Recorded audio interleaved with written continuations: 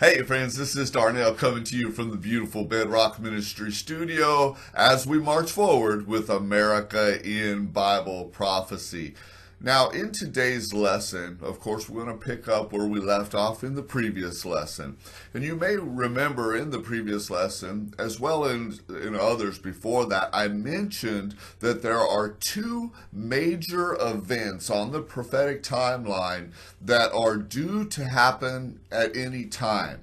Now, once again, the Bible does not give us a clear indication of which one will come first, but we're going to discuss a couple scenarios that could very well take place toward the end of this video. But first, let me familiarize you with these two events. Now, I mentioned them to you last week. One of them is this peace treaty that is coming between Israel and the Palestinians. Now, this is a peace treaty that has been worked on for many generations. Many presidents and other world leaders have tried to bring peace to the Middle East.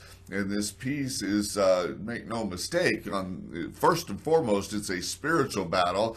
Secondly, it is a battle against the Palestinians and the Jewish nation of Israel regarding the land, okay?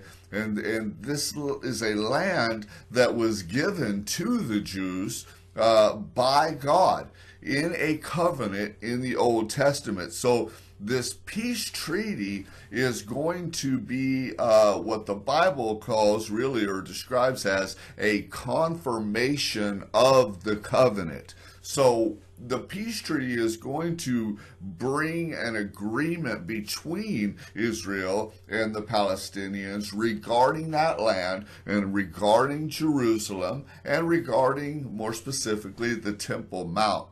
So that's kind of just in a nutshell what it's all about. Now, the second major event that is coming is the World War III, is the Sixth Trumpet War. This is one that has flown underneath the radar because it's not really expected by a lot of people. You know, war is not something any of us want to think about. World War I killed a lot of people, but it was nothing in terms of just the volume of those killed compared to World War II, where World War II killed some 50 plus million people. But even that pales in comparison to this war that's coming according to the scriptures, which will kill 1/3 of the population of the earth. Now, again, with 7.4 to 7.5 billion people on the earth, we're talking about 2.2, 2.4 billion people that will be killed in this war. Now, that's not, Chicken Little, the sky is falling. I'm just giving you Bible, and Bible does not lie. Prophecies are always fulfilled. It's just a fact that we have to face, and all we have to do is get familiar with the prophecies that have already been fulfilled to understand how serious God is about His word. So this is definitely coming. Now, one of the reasons why this war that's coming has flown underneath the radar is just for the simple fact that people don't understand the book of Revelation. They don't understand the prophetic timeline. So it's just been clumped together with all of these other verses about, that are given to us about end time Bible prophecy in the book of Revelation, and religion has made the mistake of not really understanding the prophetic timeline and clumping all of this stuff together and putting it in a basket that's going to happen from their point of view. At the end of time, after the rapture, we'll all be gone and all this crazy stuff's going to happen. And they've just sort of put all of this stuff in that basket. And it prohibits them and those that they teach from truly understanding and looking at the specific events and understanding where they fall in the prophetic timeline and taking them, isolating them and breaking them down. So that's really the reason why that it has been so misunderstood. The other thing that's very misunderstood is the fact that the war that I'm talking about, which by the way is the sixth trumpet war. It's found in Revelation chapter 9, verses 13 through 18. We read it last week. I'll read it again in a moment. But this is not the same as the Battle of Armageddon. The Battle of Armageddon and the Sixth Trumpet War are two separate events. The Sixth Trumpet War, which will, as I say, be World War III, that kills 2.4 roughly billion people, that is an actual war. I mean, like we think of war, nations fighting against nations, and with those kind of numbers, it will likely involve nuclear armament, some type of nuclear holocaust, because that's just a lot of people. That's different than the Battle of Armageddon. The Battle of Armageddon, really, to use the word battle is sort of a misnomer, really, because it's not going to be much of a battle. It happens at the very end, where all the nations of the world will gather against, and I say all, but it's not really all. There will be some exceptions, but I'm talking about a majority of the nations will gather together against Jerusalem, against Israel, to attack it, and they will be gathered. It's literally God gathering them. If you look at the prophecies to the Battle of Armageddon, as it's called, the Valley of Megiddo, there outside of Jerusalem, and really, as I say, it's not going to be much of a battle, because Jesus is going to come and he is going to fight on Israel, on Israel's defense, and he's just going to wipe them out. It's just going to be a wipeout. It's not going to be much of a battle. But that is different than this Sixth Trumpet War. And in future videos, when we break this down a little bit more, I will go into the scriptures and show you how it is we know that that these are two different battles happening at two different times. There are clues in the Bible that tell us that. The whole chapter about the two witnesses and so forth. There's a lot of indications for us to help us understand that. But I just want to make that clear. The Sixth Trumpet War is not the same as the Battle of Armageddon. The Sixth Trumpet War could break out at any moment. The Battle of Armageddon could not possibly. The scriptures just have not taken us that far down the prophetic timeline. Now let's go ahead and look at this passage concerning the battle or the World War III, and for that we will go to Revelation 9, as I said, verses 13 through 18. I'll read it now. It says, "Then the sixth angel blew his trumpet, and I heard a voice from the four horns of the golden altar before God, saying to the sixth angel who had the trumpet, release the four angels who are bound at the great river Euphrates." There's where we understand that this battle that's coming, that will kill 1/3 of the population of the earth, will originate out of the area of the Euphrates. We know that is where the Nation of Islam plays a big part of that.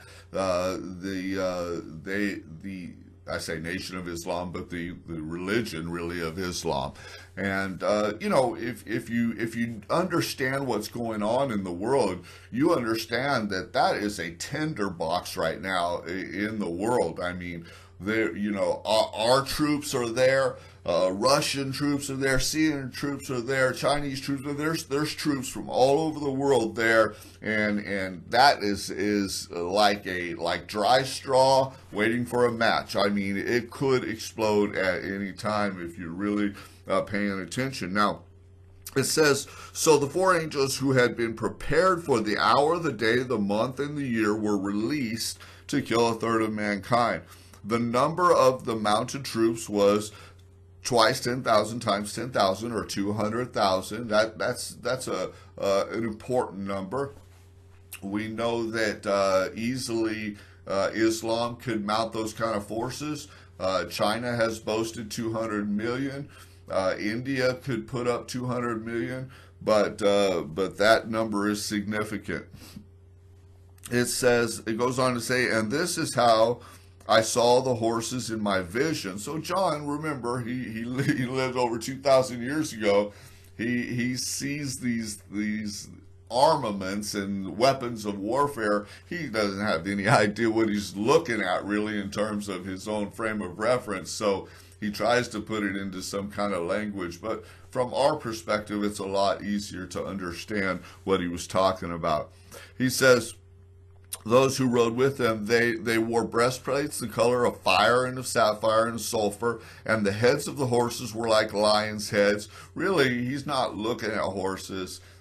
He's used to battles with horses, but he's looking at modern day armaments. He says, and fire and smoke and sulfur came out of their mouths. I mean, this is just modern day warfare seen by a person that has no frame of reference what he's looking at. By these three plagues, a third of mankind was killed by the fire, the smoke, and the sulfur coming out of their mouths. So he goes on to say, for the power of the horses is in their mouths and in their tails, for their tails are like serpents with heads, by means of them they wound.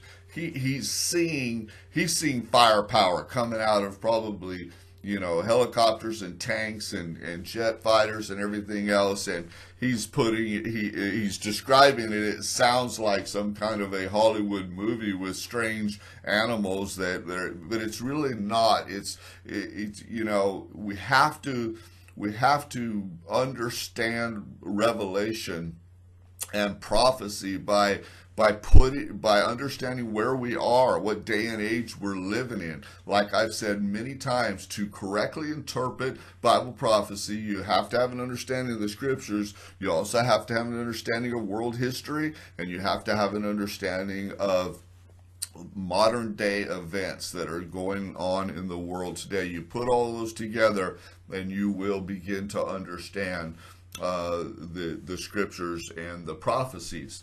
Now, that battle there is the one that could break out any minute. Now, let me just quickly go over, and I referenced the Battle of Armageddon. Let me read a passage about that for you.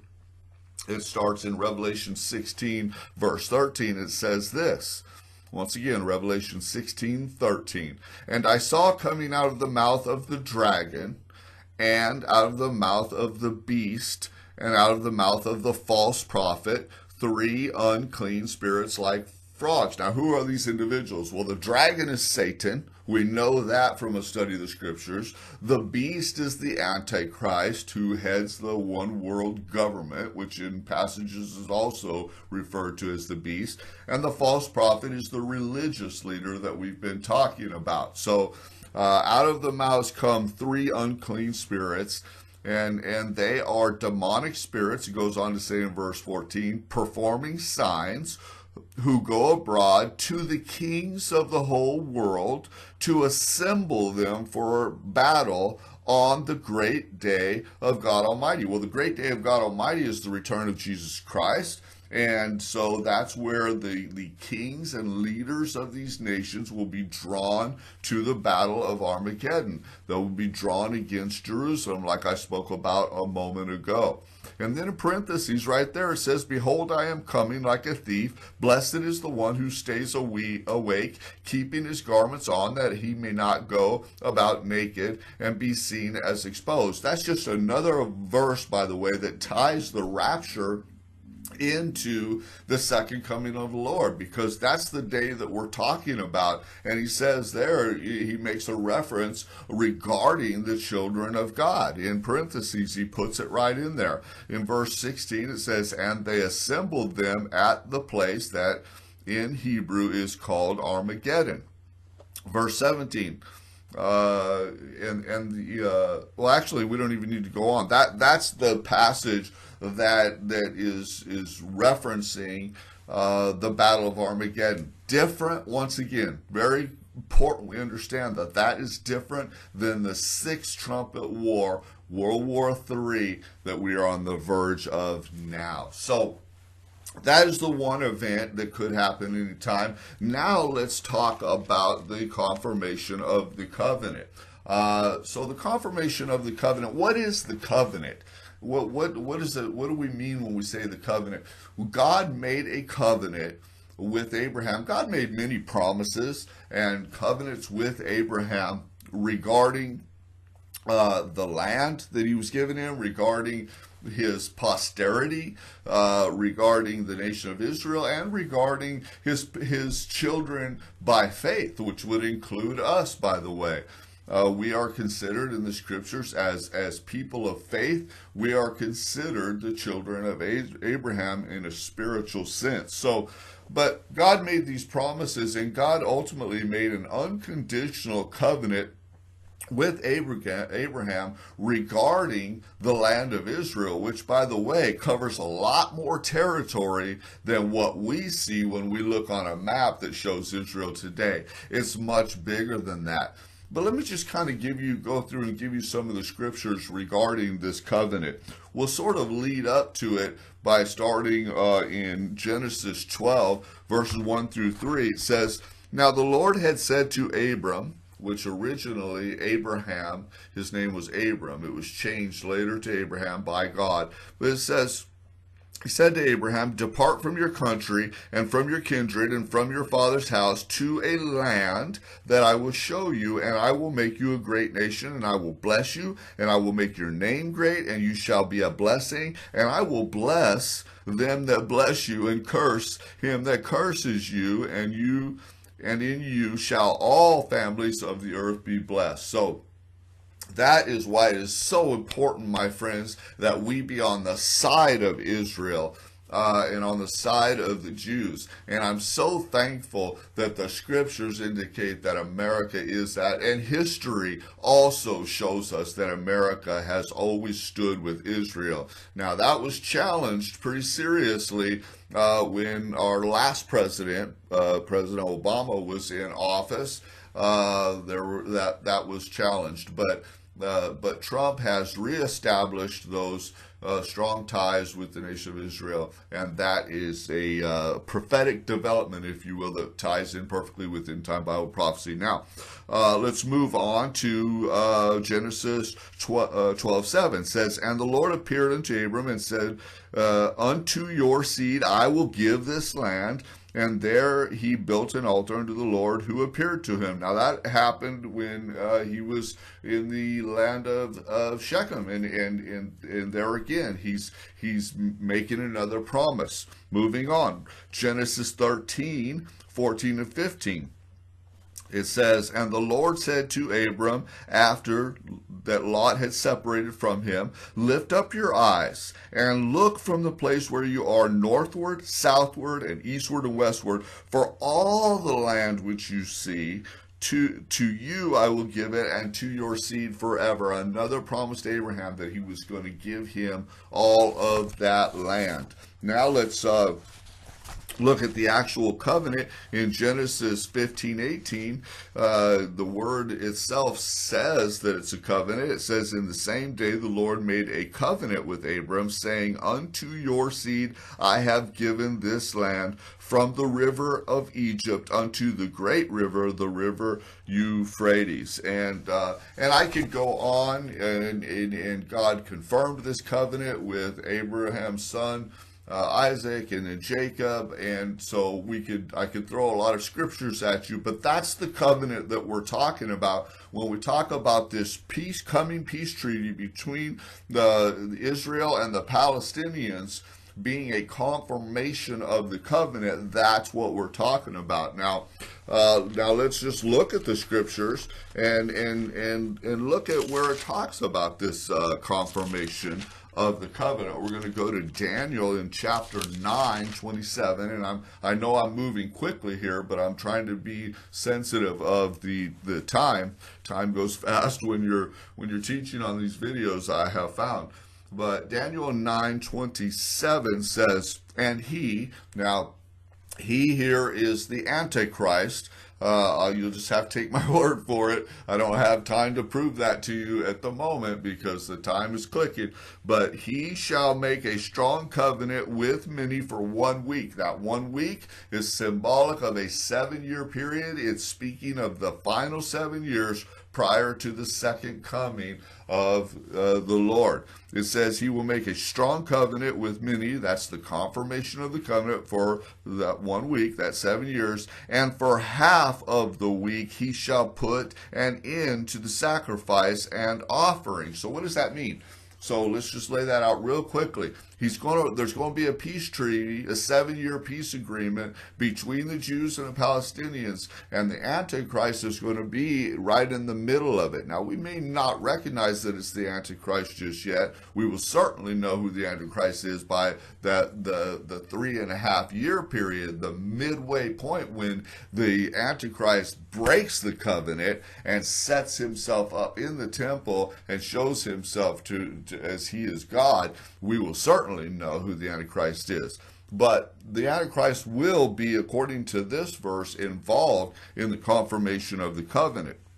It says he will put an end to sacrifice and offering. So when the third temple, which has not yet been built, which I would argue will happen after the peace agreement, when the arrangement is made for the sharing of the Temple Mount, it will allow for the building of the third temple, and all of the implements and furnishings are already in place there in Israel, ready to go as we speak. So the temple will be built, and when the temple is built, the Orthodox Jews that really didn't recognize Jesus, but will try to go back to the law of sacrificing animals as atonement for sin, like it used to be.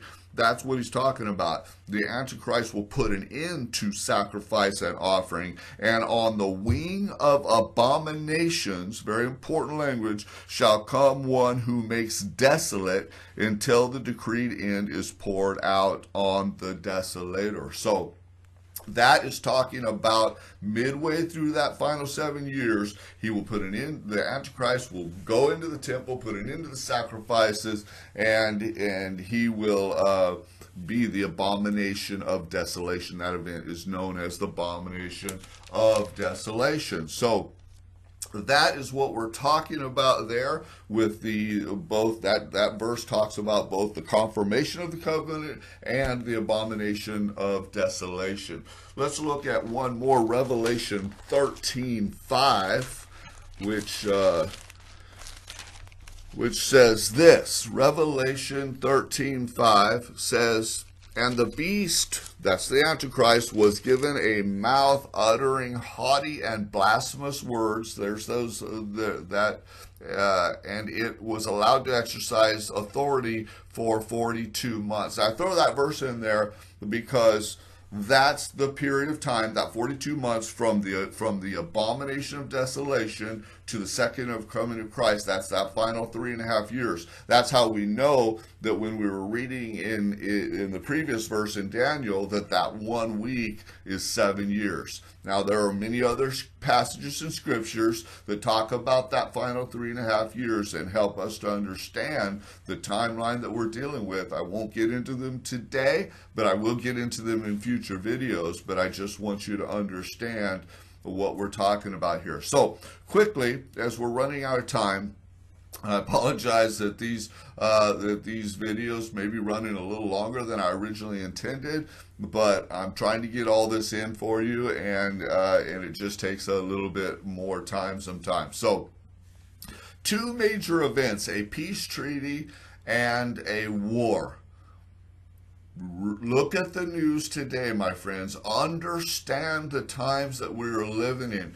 Do not, this is my word to you, in love I say, do not get so preoccupied with your everyday life that you're blind to what's really going on in the world. There's so many things that are vying, competing for our attention, but we need to understand the prophetic timeline so that we can keep our finger on the pulse of what is really close to God's heart and what is really going to affect us going forward. the peace treaty that is coming and the war that is coming. Which one will come first? I don't know for sure because the Bible does not tell us for sure. I suspect, okay, that the war is coming first. The scenario that makes the most sense in my mind is a war that kills two or 1/3 of the population of the earth. That is going to be a game changer, my friends. That's going to be a game changer. And if nothing else would allow a peace treaty to happen, it would be that, okay? Because after that kind of war, people are going to be starving for peace, and then you've got the building of the Temple Mount and the peace treaty on the heels of that. That makes a lot of sense. On the other hand, I cannot tell you that we won't have a peace treaty tomorrow and then a subsequent war could also happen. One thing I will tell you is that once that peace treaty is established, that 7-year agreement that allows for the sharing of Jerusalem and the sharing of the Temple Mount, we will know for sure. There will be no more argument about it. We will know for sure that that the final 7 years clock has begun. We will know exactly, and all the sort of I'll call them tribbers that have argued all of these years that the rapture is going to happen and then the final 7-year tribulation period, which isn't even really accurate language because the Great Tribulation is only 3.5 years. All of those will be laid to rest. Excuse me. Now, when that happens, some may argue, well, that peace treaty that we just saw signed isn't really the confirmation of the covenant. We may see that, I don't know. There will probably always be doubters and scoffers and mockers and so forth. But I'm telling you what we're on the verge of and what you can expect going forward. So keep a watch. Keep your finger on the pulse. Keep coming to this website. I will keep you up to date in what's going on. Just know that those are the two next things on the prophetic timeline, and we will leave it there, my friends. Hey, I hope that helps you today. And this is Darnell coming to you from the beautiful Bedrock Ministry studio. Now let's go change the day.